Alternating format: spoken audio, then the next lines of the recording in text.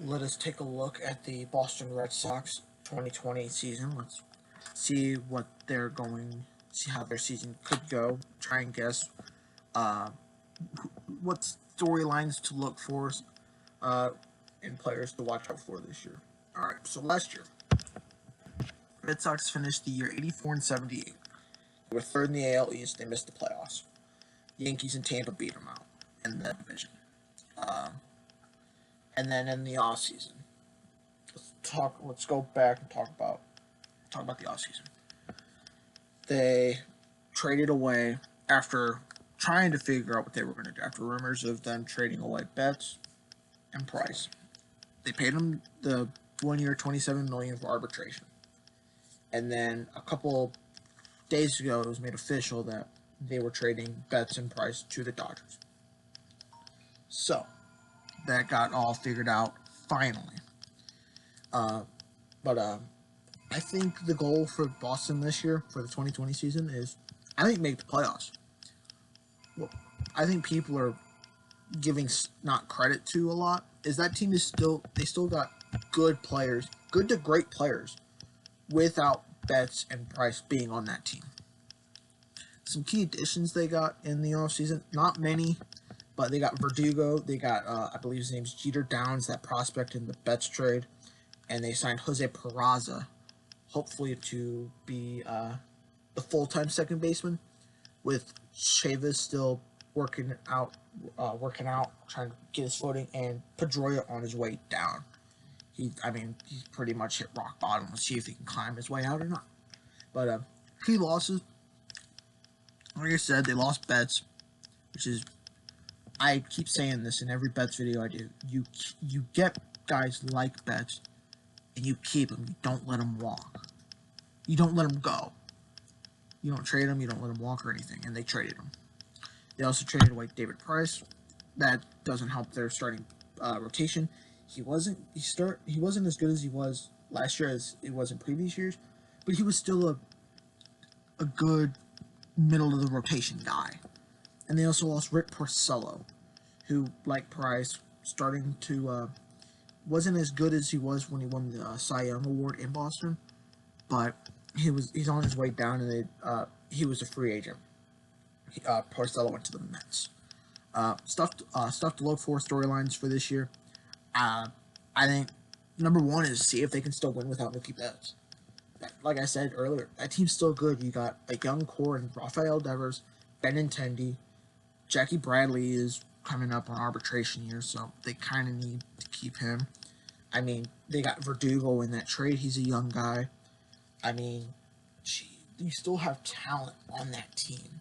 It's just whether or not they're going to win. Hoping that they put the Betts deal behind them and they say, all right, let's go out here and show that we're still a good team. Most comparisons that I'm seeing being drawn with the Betts trade and trading him is what St. Louis did with Albert Pujols in 2011. They let him walk. They couldn't agree on a deal. They let him walk, and he went to the Angels. Now, obviously, St. Louis went to a World Series 2 years later, in 2013, and the Angels haven't done anything, and they've been locked in cap hell because of that contract. But this is about the Red Sox. I think storyline 2 is see if Chris Sale can bounce back. He had a rough year last year, and he's the ace of that team. And let's see if he can bounce back this year. Because if they want to win and make the playoffs, they're going to need tip-top pitching out of Chris Sale and the rest of the rotation.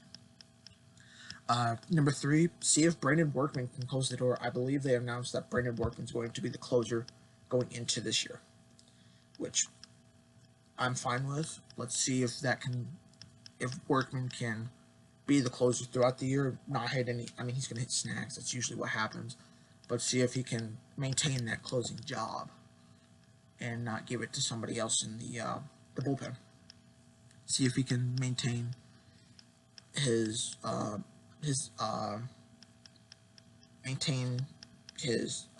blanking. Pretty much just do what he did last year, but a little bit more. can Dustin Pedroia still play? He's been injured all to hell the past couple of years. I mean, they got Peraza now, so Pedroia having the starting job is not going to happen.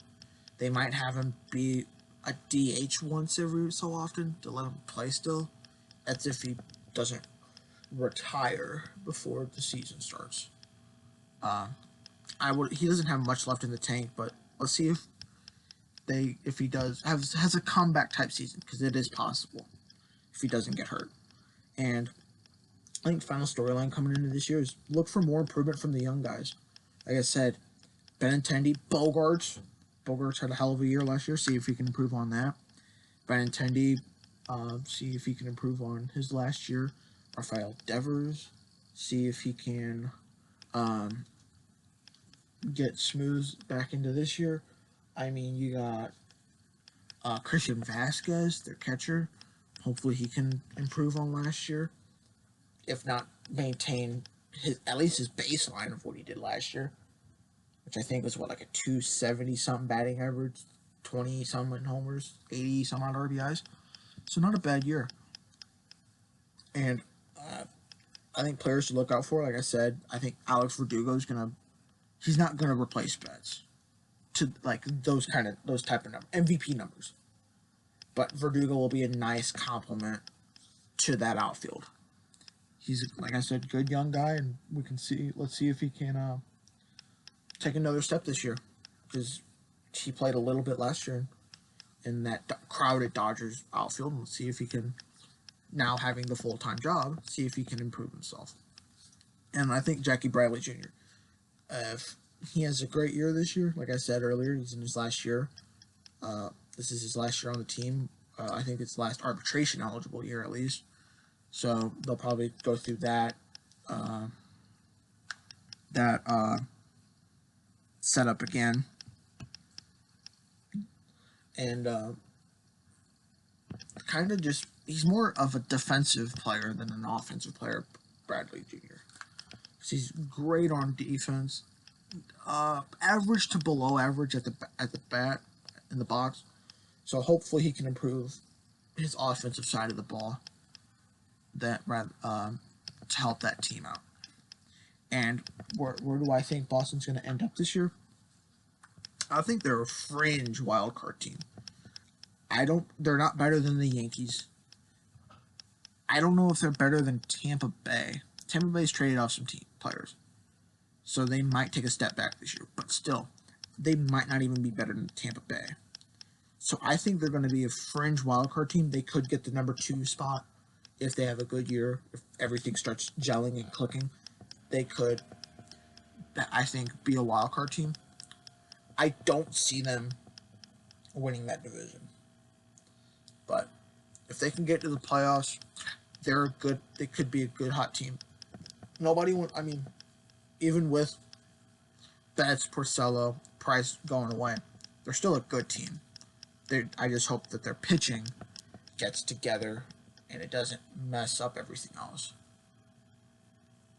So, that's it. If you guys liked it, press the like button, subscribe down below, that'd be greatly appreciated. And I will see you guys in the next video.